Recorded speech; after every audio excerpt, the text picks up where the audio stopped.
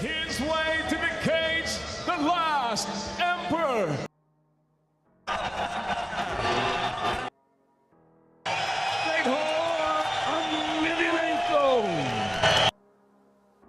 Fedor Emelianenko, o Imperador, a trajetória completa. Era um menino em movimento, nascido em 28 de setembro de 1966, na pequena cidade de Rubizhne, na então UES. Fedor Vladimirovich Emelianenko cresceu numa família simples e aprendeu cedo o valor do trabalho e da disciplina.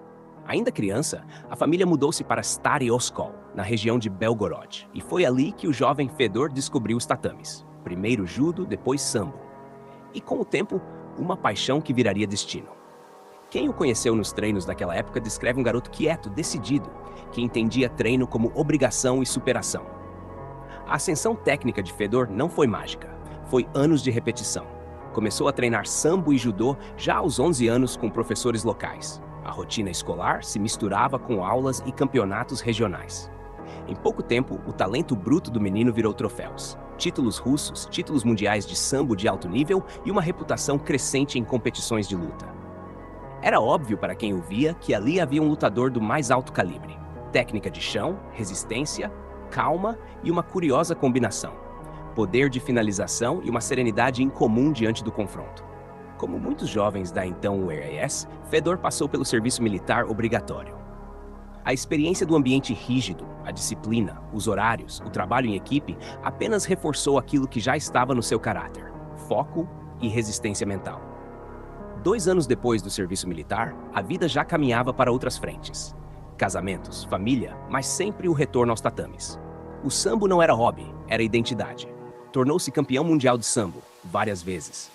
E com isso, garantiu um repertório técnico que mais tarde seria a base que o diferenciaria quando chegasse ao MMA. A entrada no MMA veio no momento em que o esporte ainda engatinhava fora do Ocidente. Fedor fez a transição com a naturalidade de quem respira luta.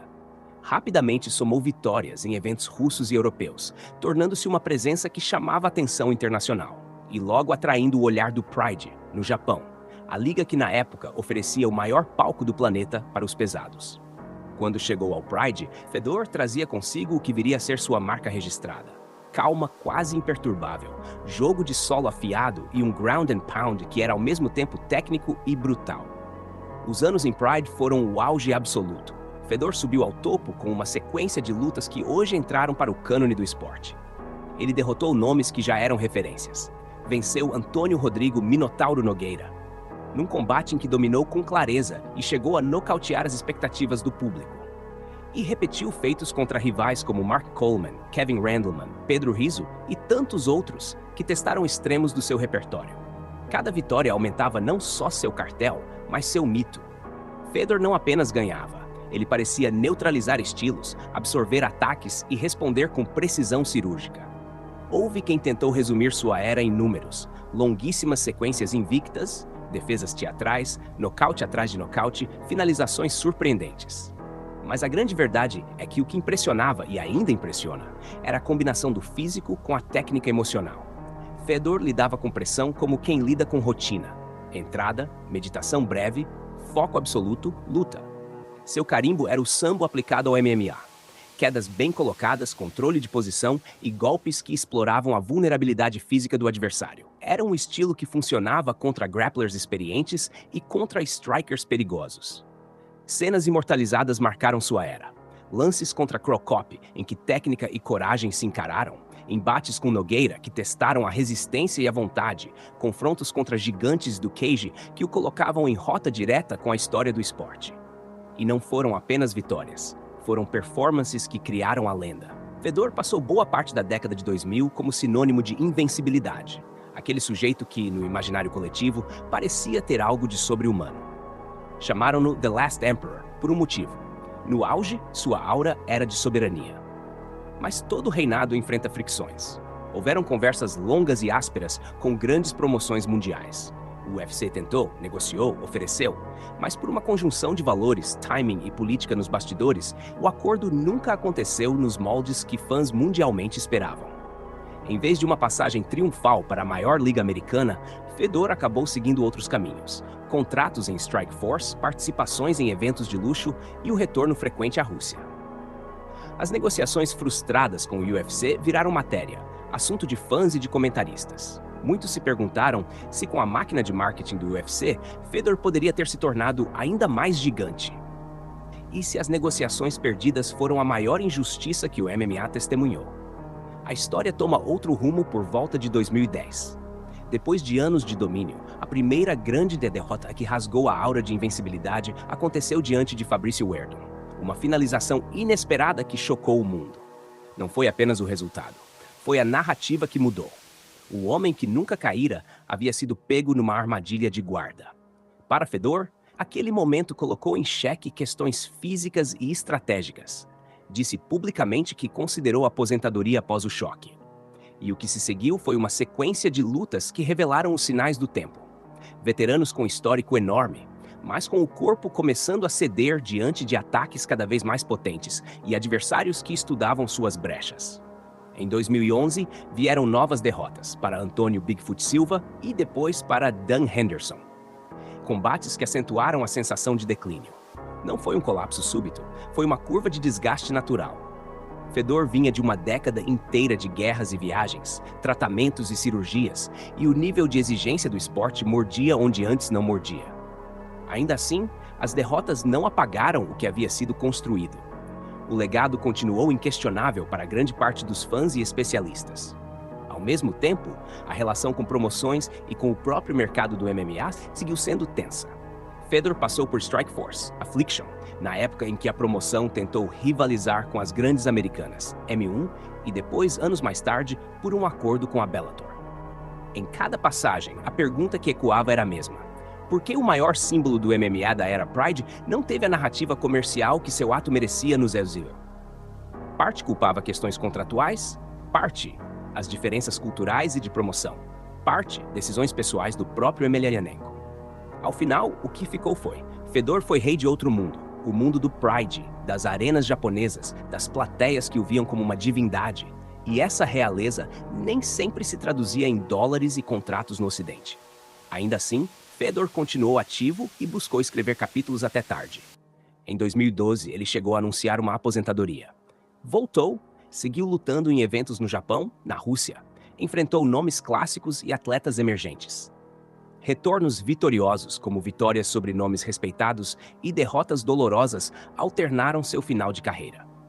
Quando, finalmente, em fevereiro de 2023, Emelianenko subiu no cage para enfrentar Ryan Bader pelo cinturão do Bellator e declarou que aquela luta seria despedida, houve comoção mundial. O imperador, que havia monopolizado discussões de fãs por quase 20 anos, fechava um ciclo. A derrota para Bader foi o último capítulo de uma sequência de combates finais que mostraram um lutador que ainda era guerreiro, mas que já não tinha o mesmo corpo do começo da década de 2000. Fora dos ringues e cages, Fedor deixou marcas igualmente profundas. Foi um campeão do sambo que elevou a modalidade ao público mundial. Passou a ter papel institucional na Rússia. Foi eleito deputado regional e presidiu órgãos ligados ao esporte. E suas declarações públicas, por vezes controversas, também o aproximaram da política local.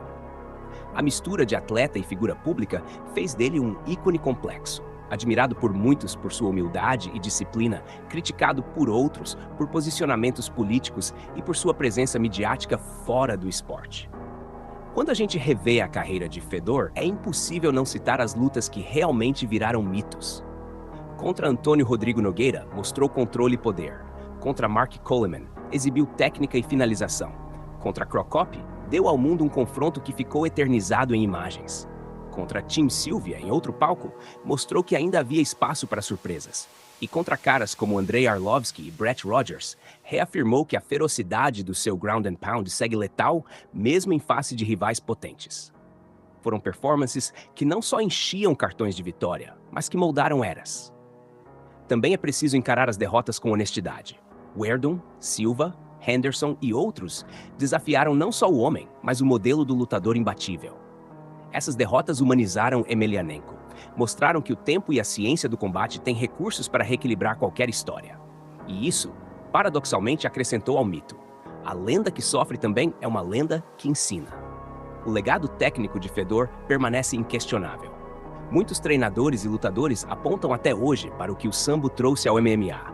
movimentos de controle, ajustes de pegada, transições rápidas para finalizações e um jogo de chão que não dependia só de força, mas de leitura. Nos vídeos dos treinos, nos campos e nas academias, há sempre alguém repetindo um movimento que aprendeu estudando a filmografia do russo. E isso diz tudo. Influência é a medida mais justa do que um atleta deixa. Hoje, fora das arenas, Fedor vive uma vida de lenda. Passou a dedicar-se a tarefas institucionais, a eventos que promovem o MMA na Rússia, a aparições públicas e, claro, a cuidar da família. O mesmo homem discreto que raramente buscou holofotes além do tatame. Também participou de eventos de exibição, falou sobre boxe, demonstrou interesse por projetos especiais e até sondagens de combates de exibição surgiram na imprensa. O legado é tão grande que cada possibilidade de reencontro com antigos rivais vira notícia internacional, prova do lugar que ocupa na memória coletiva. Ao final, a trajetória de Fedor Emelianenko é uma história com todas as camadas que as grandes narrativas merecem. Origem humilde, disciplina, ápice quase inatingível, negociações e oportunidades perdidas, quedas inevitáveis e uma despedida digna. Ele é chamado por muitos de o maior peso pesado de todos os tempos, não por vaidade, mas porque sua sequência de domínio, a consistência contra rivais variados e a aura que construiu transcenderam estatísticas. Mesmo que outros grandes nomes disputem esse título simbólico, poucos foram tão completos em técnica, presença e influência quanto Last Emperor. E quando a gente pensa em Fedor, não é apenas sobre vitórias e derrotas, é sobre o que ele representou. Um tempo do MMA que já não volta, quando o Japão ditava a estética do evento, quando as regras e a arte do show criavam gladiadores com ressonância global. Fedor foi a sombra gigante daquela era. Um homem que, por vezes, parecia tocar a perfeição no tatame, e que depois, ao sair de cena, deixou o esporte um pouco mais rico e muito mais cheio de memórias. Obrigado por acompanhar esse especial. Este é o retrato de Fedor Emelianenko, o menino do tatame, o campeão do sambo, o imperador do Pride, o lutador que desafiou o mundo e que, por tudo que fez, será lembrado enquanto o MMA existir.